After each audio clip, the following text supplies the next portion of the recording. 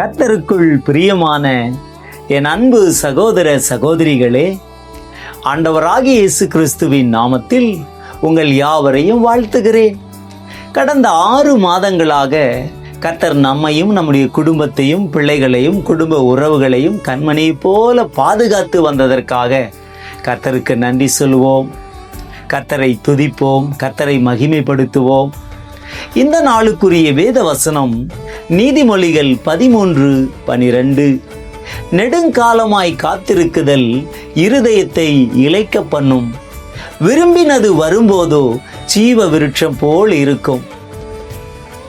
பிரியமானவர்களே, வாழ்க்கையில் தோல்விகள் வரும்போது அதை தாங்கிக் கொள்ள முடியாது. வேதனைகள் அதிகரிக்கும், இருதயம் சோர்ந்து போகும். அதனால்தான் விரும்பினது வரும்போது மிகுந்த சந்தோஷமும் மகிழ்ச்சியும் உண்டாகிறது. அன்பானவர்களே, விருப்பம் என்பது ஒரு பலமான உணர்ச்சி. அதை சரியாக பயன்படுத்தினால் நமக்கு வேண்டிய யாவையும் பெற்றுக்கொள்ள முடியும். விருப்பங்கள் இல்லாமல் எதுவும் பிறப்பதில்லை. எல்லா கலைகளும் உங்களுடைய விருப்பத்திலிருந்தே வெளிவருகிறது. இன்றைக்கு நாம் பெற்றுக்கொள்ளாததற்கு காரணம் என்ன? ஏதோ கர்த்தர் கொடுப்பார், கர்த்தர் நடத்துவார் என்று வெறுமனே இருந்து விடுவதினாலே நாம் எதையும் பெற்றுக்கொள்ள முடிவதில்லை. நாம் எதை விரும்பவில்லையோ அதை நாம் பின்தொடர்வதும் இல்லை, அடைவதும் இல்லை. விருப்பங்கள் நமக்குள்ளே செயல்படும் போதுதான் கனவுகள் நிஜமாகின்றன. நம்முடைய மேலோட்டமான ஆசைகள் எதையும் நிகழ்த்துவதில்லை. அவைகள் மேகங்களைப் போல களைந்து போகிறது. விருப்பங்களே நம்முடைய உள்ளத்திலே பற்றி எரியும் வல்லமை கொண்டது. நம்முடைய விருப்பங்கள் தான் ஒரு காரியத்தை செய்யவும் அதை செயல்படுத்தவும் தூண்டுகிறது. பல புதிய திட்டங்களை நமது மனதிற்குள் கொண்டு வரும் ஆற்றல் விருப்பங்களுக்கே உண்டு. நீங்கள் வளருவதற்கும் வாழ்க்கையிலே முன்னேறுவதற்கும் உங்களுக்குள் விருப்பங்களை வளர்க்க கற்றுக்கொள்ள வேண்டும்.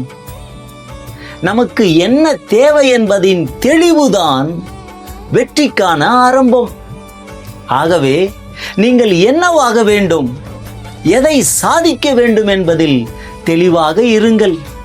பிள்ளைகளை பாருங்கள், நீ என்ன ஆகணும்னா, நான் டாக்டர் ஆகணும், என்ஜினியர் ஆகணும், CEO ஆகணும், இப்படி பல திட்டங்களை சொல்லுகிறார்கள்.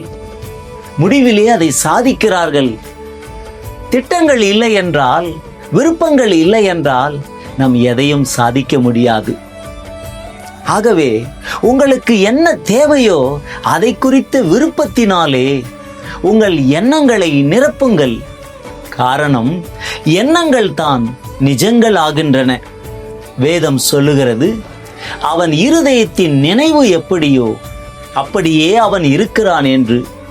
ஆகவே உங்கள் இருதயத்திலே நல்ல திட்டங்களையும் தீர்மானங்களையும் உருவாக்குங்கள். ஒவ்வொரு நாளும் அதை அடைந்து விட்டதாகவும் நம்புங்கள். குறித்த காலத்துக்கு தரிசனம் இன்னும் வைக்கப்பட்டிருக்கிறது. முடிவிலே அது விளங்கும். அது பொய் சொல்லாது, அது தாமதிப்பதில்லை. அது தாமதித்தாலும் அதற்கு காத்திரு, அது நிச்சயமாய் வரும். அது தாமதம் செய்யவே செய்யாது.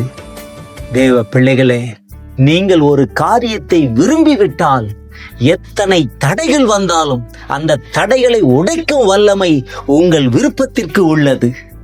ஆகவே ஆண்டவருடைய வார்த்தையின்படி நெடுங்காலமாய் காத்து காத்து 6 மாதங்கள் ஒன்றுமே என் வாழ்க்கையில நடக்கலையே, இத்தனை ஆண்டுகளாக ஒரு காரியத்தை விரும்புகிறேன், ஒன்றும் நடக்கவில்லையே, என்னுடைய காரியங்கள் கைகூடி வரவில்லையே என்று கலங்கிக் கொண்டு சோர்ந்து போய் இருக்கிறீங்களா?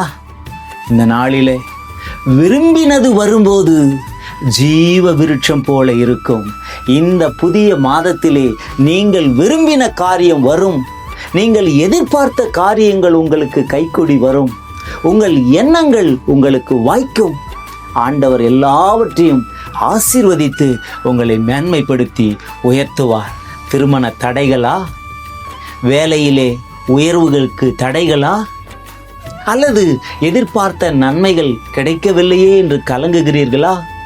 வீடு கட்ட வேண்டும், வாகனங்கள் வாங்க வேண்டும், குறைவுகள் நிறைவாக வேண்டும், என்ன தேவையோடு நீங்கள் இருந்தாலும் ஆண்டவர் என் விருப்பங்களை நிறைவேற்றுகிறார் என்று அதை விரும்புங்கள். அதை நிறைவேற்ற அவர் வல்லமையுள்ள தேவனாய் இருக்கிறார். செபிப்போமா? அன்பின் பரலோக பிதாவே, இந்த வார்த்தைகளை கேட்டுக்கொண்டிருக்கிற ஒவ்வொரு பிள்ளைகளுக்காக நான் செபிக்கிறேன். 6 மாதங்கள், பல ஆண்டுகள் காத்து காத்து இருதயம் சோர்ந்து போய் கிடக்கிற ஒவ்வொருடைய வாழ்க்கையிலே ஆண்டவரே, இப்பொழுதே அந்த தடைகள் நீங்கி போவதாக. வீடு கட்ட வேண்டும் என்ற தடை நீங்குவதாக. வாழ்க்கையிலே முன்னேற வேண்டும், வளர வேண்டும் என்கிறதுக்கு ஆசை விருப்பங்களுக்கு தடைகள் நீங்கி போக வேண்டும். எத்தனையோ வாலிப சகோதர சகோதரிகள் திருமணத்துக்காய் காத்து கொண்டிருக்கிறாங்களே, திருமண தடைகள் இருக்கிறதே. இயேசுவின் நாமத்தில் எல்லா திருமண தடைகள் நீங்கி போவதாக. உறவுகளுக்குள்ள ஏற்பட்ட தடைகள் நீங்கி ஒவ்வொருவரும் சந்தோஷமாய் மகிழ்ச்சியாய் ஒன்று சேர்ந்து வாழ கிருபை செய்யும்படியாய் நான் செபிக்கிறேன். ஒவ்வொரு குடும்பங்களையும், இந்த வார்த்தையை கேட்கிற பிள்ளைகளையும் ஆசீர்வதிக்கிறேன். அவர்கள் விரும்பினது இப்பொழுதே அவர்களுக்கு உண்டாக முடியாது செபிக்கிறேன். இயேசுவின் நாமத்தில் ஜெபம் கேளும் நல்ல பிதாவே, ஆமென். God bless you.